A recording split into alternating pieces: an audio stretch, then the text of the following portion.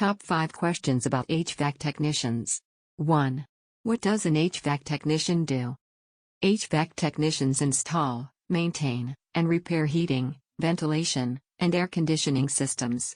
They work in a variety of settings, including residential homes, commercial buildings, and industrial facilities. HVAC technicians typically have a strong understanding of electrical and mechanical systems, and they are able to use a variety of tools and equipment to troubleshoot and fix problems. 2. How much do HVAC technicians make? The median annual salary for HVAC technicians in the United States is $48,690, according to the Bureau of Labor Statistics.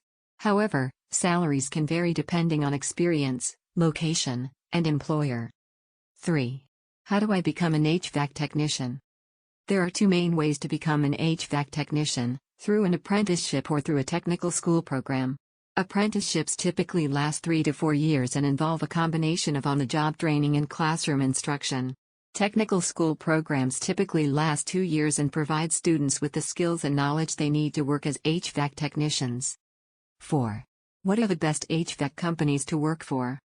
Some of the best HVAC companies to work for include Carrier, Trane, Lennox, Rheem, York, Goodman, Amana, Bryant, Payne, Howe, Root, Mitsubishi Electric.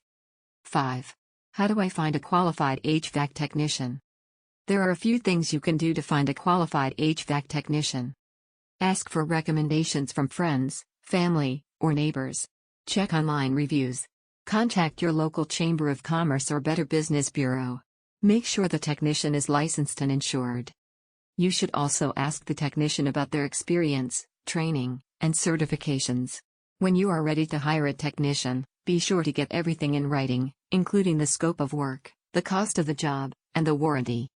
Please check description for much more.